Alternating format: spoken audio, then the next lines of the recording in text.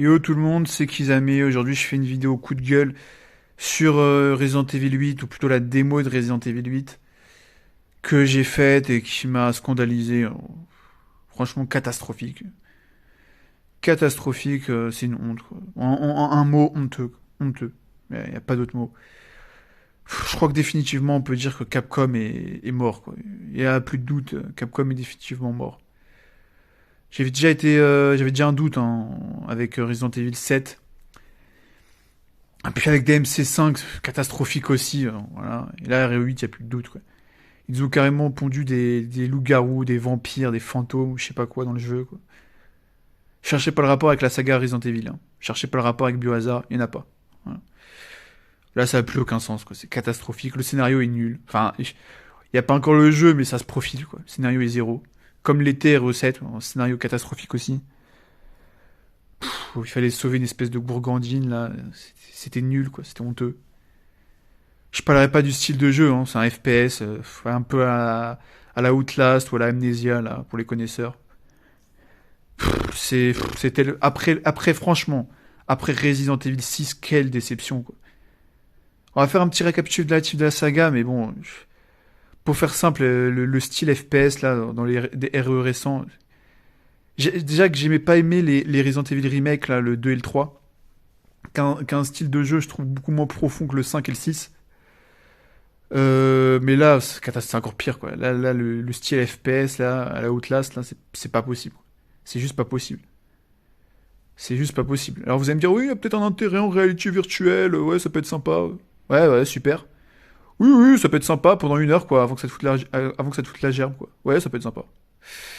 Non, mais sérieusement, quoi, c'est honteux, quoi. Je sais pas quoi dire, quoi. Franchement, je sais pas quoi dire. Faut faire un récapitulatif rapide de la saga, si vous vous souvenez, Resident Evil 1.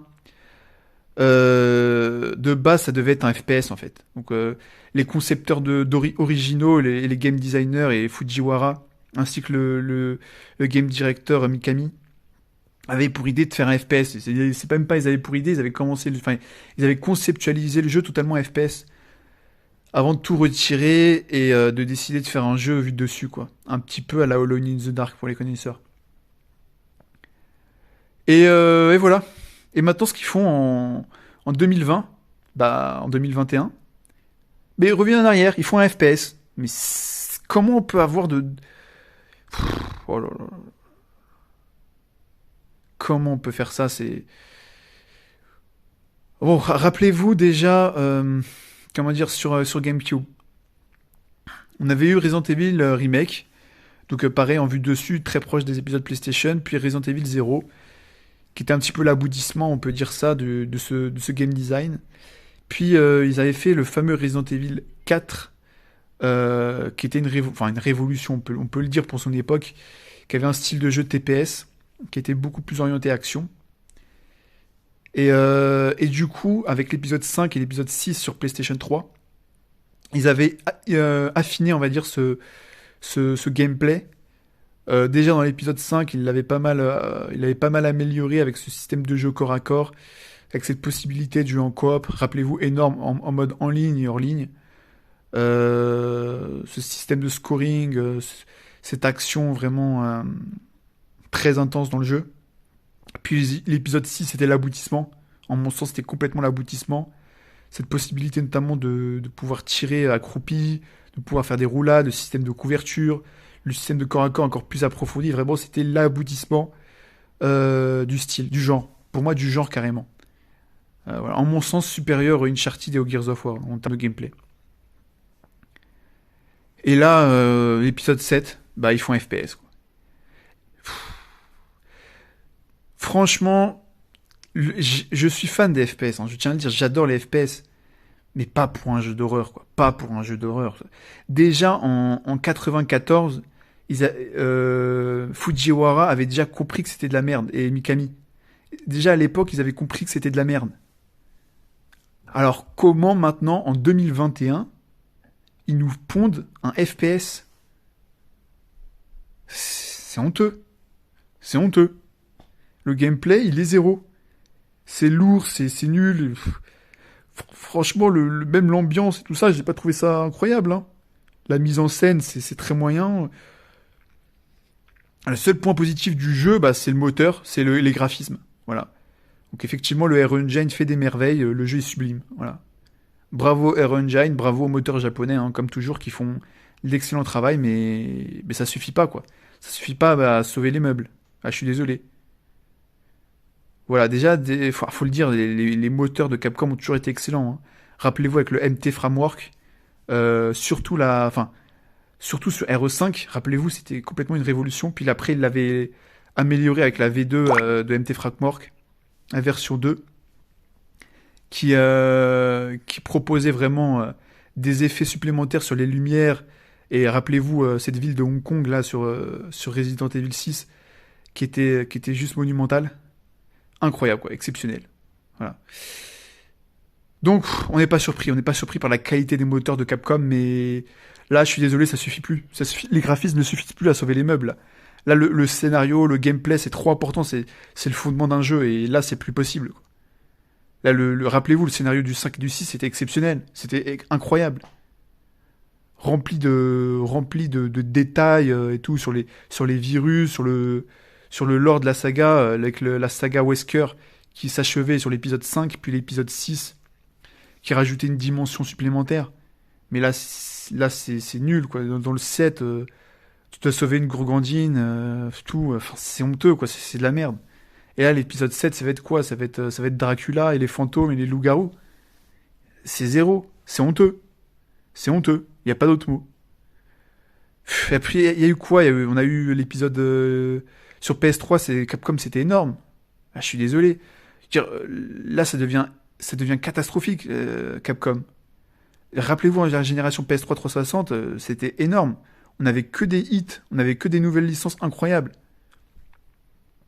Planet Side, par exemple, avec ce système-là qui prenait en compte la lourdeur de l'équipement, les modes multijoueurs incroyables. C'était énorme. Enfin, ouais, les boss fights aussi, je me rappelle, cette DA incroyable. Dead Rising aussi, c'était exceptionnel aussi cette série. J'avais adoré. Puis on avait eu Street Fighter 4, hein, qui est un monument pour moi. Enfin voilà. Dire que sous cette génération, ils nous ont pondu RE5 là, ultra casualisé. Pardon, pas RE5, Street Fighter 5, pardon. Ultra casualisé. Puis j'ai parlé un peu de Devil May Cry aussi, hein. Devil May Cry, bah oui. On va pouvoir parler de Devil May Cry. C'est honteux aussi, ça. L'épisode 5, là, espèce de jeu ultra linéaire, sans imagination, sans rien. Putain, mais rappelez-vous de Devil May Cry 1 et Devil May Cry 3, quoi. Avec ses manoirs, ce level design ultra complexe, ultra intéressant, ultra riche. C'était énorme. Et ce gameplay qui était ultra fourni. Bon, le gameplay du 5 est très bon, ça je vais pas dire le contraire, mais il manque quelque chose, quoi. Il manque quelque chose, il manque la Capcom, là, c'est plus possible. C'est plus possible. C'est plus possible. Mais moi, je vais vous dire pourquoi ils font ça. C'est parce que on a des gens qui sont cons, quoi, qui savent pas, qui savent pas avoir du goût. C'est ça le problème. Rappelez-vous RE6, quoi, il avait été massacré par les critiques. Rappelez-vous là le test, les tests rien que de la presse française. On va pas parler de la presse étrangère parce que tout le monde ne connaît pas, mais bon, ça a été pareil pour la presse étrangère, mais rien que la presse française, elle avait massacré les jeux. Rappelez-vous. Gamecult, là, avec Pouillot, là, cette espèce de sombre connard, là, ce fils de pute, cette espèce de bonobo, là, qui avait mis 5 sur 10 à Resident Evil 6. Honteux. Ouais, y a pas d'autre mot, c'est honteux de faire ça. Et derrière, après, ça fait quoi? Ça met des 9 sur 10 à Resident Evil 7, quoi. Ça met des 9 sur 10, des 8 sur 10, des 21 sur 20, des 23 sur 20 à Resident Evil 7. Alors que le jeu, c'est de la merde, quoi.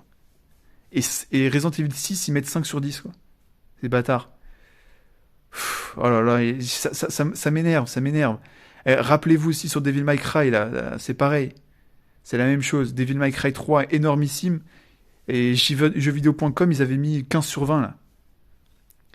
Par cette espèce de cancéreux de Logan, là. Ah, derrière, avec cette tête de cancéreux, là. C'est honteux. Et Devil May Cry 2, il lui met 16 sur 20 à l'époque. Donc mieux que Devil May Cry 3. Mais c'est honteux. Après, c'est normal qu'on ait des merdes comme ça, comme Devil May Cry 5, comme, comme Resident Evil 7 et tout. C'est normal. Si les gens aiment la merde, bah ils font de la merde. C'est logique. Donc, ouais, je suis désolé, mais Capcom, pour moi, c'est mort. Voilà. Capcom, c'était bien à l'époque. Voilà, avec, sur l'époque PS3 360, c'était énorme. Je suis désolé, avec Dead Rising, PlaySide et tout, les Resident Evil, c'était énorme.